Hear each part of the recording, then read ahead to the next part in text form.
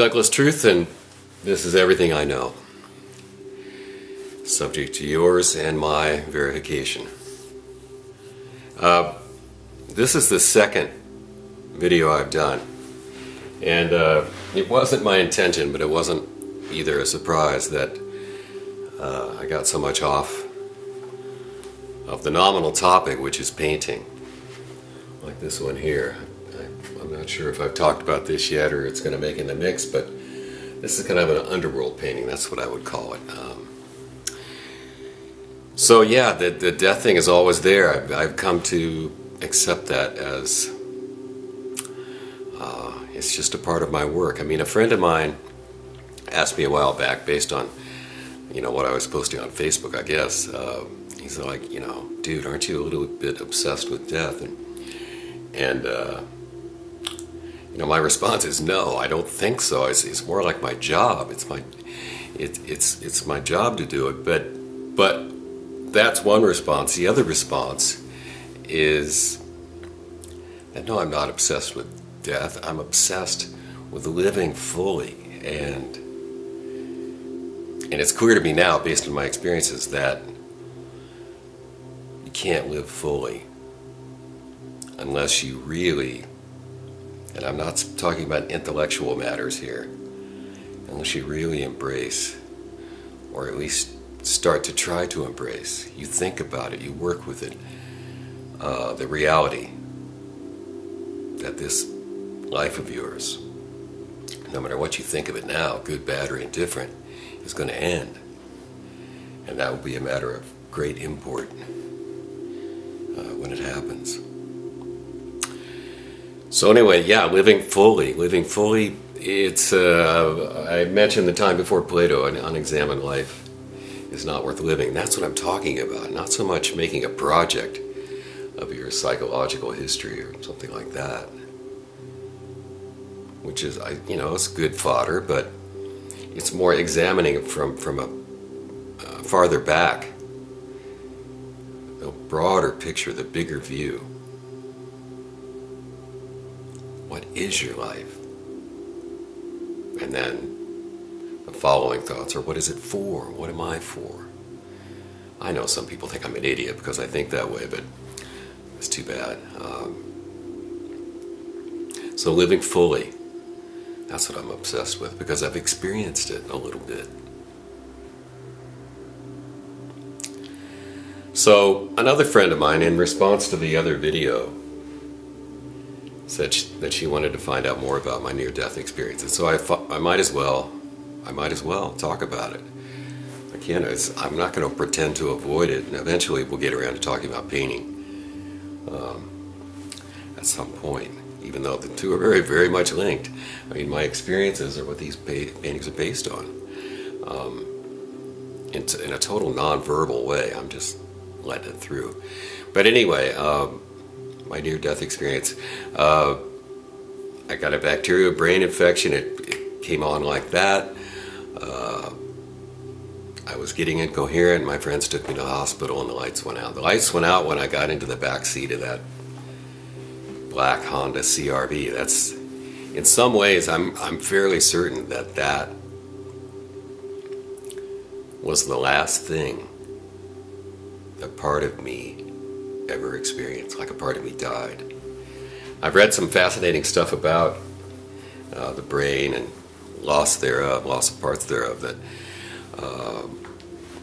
what new studies indicate is that, for instance, the verbal portion of the brain, usually the left temporal lobe for most people, if that, through stroke or misadventure like mine, is incapacitated, that there's a shadow network on the other side of the brain that mirrors that in a certain way, but it's just been in wait. It's just been there, not being used, but in some cases where the faculties come back so fast that you can't attribute them to like rewiring of the damaged part of the brain. It was like set up, ready to go. And furthermore, they said sometimes there's an identity connected with this new circuitry. This is all quite fascinating, since that's what I've experienced.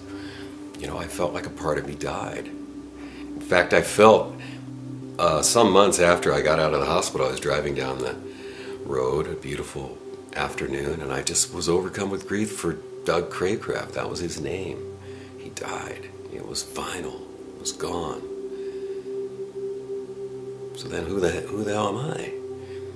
One wonders this, no matter what the circumstances. I mean, I think that's a valid and very useful thing to wonder. What the hell am I?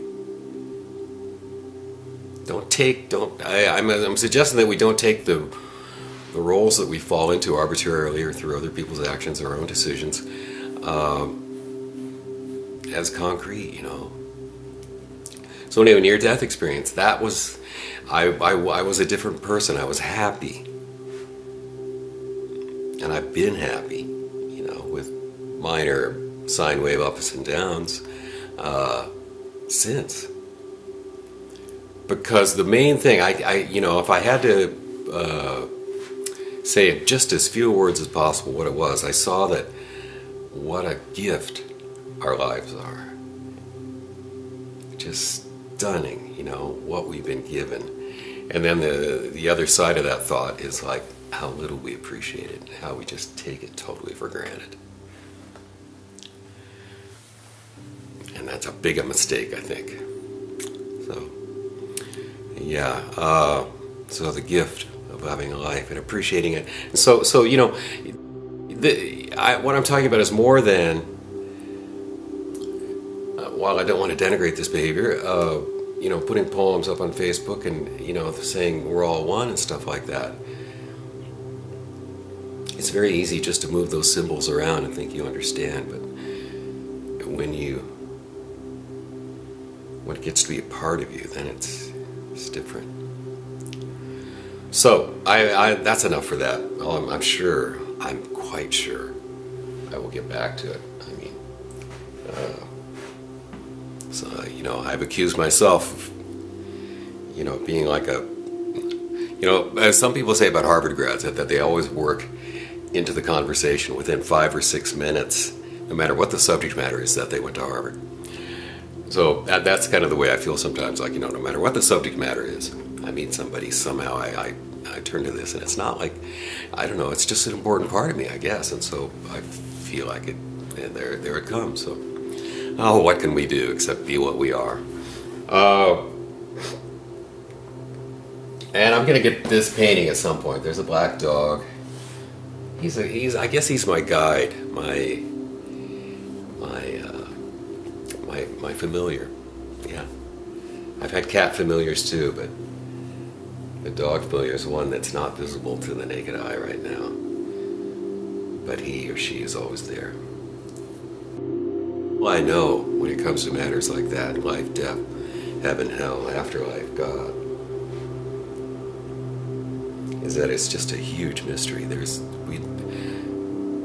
All I know is that something's going on, and that there's other intelligence involved, and there's other kinds of intelligence that we're only starting to get a glimpse of, maybe. Most of us, I should say. It's all very mysterious and wonderful, It's like, I can see why some of the ancients came up with this idea that we're in a labyrinth of our own creations, like the gods, for their own amusements, created a labyrinth and then entered it without their memories, as a game. And then they forgot the keys, maybe. So maybe that's us in a certain way.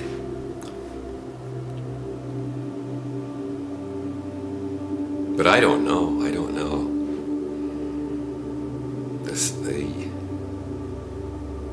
The phrase that comes to mind is that the life of the human soul is extraordinarily complex. And when we say the life, it's the big picture.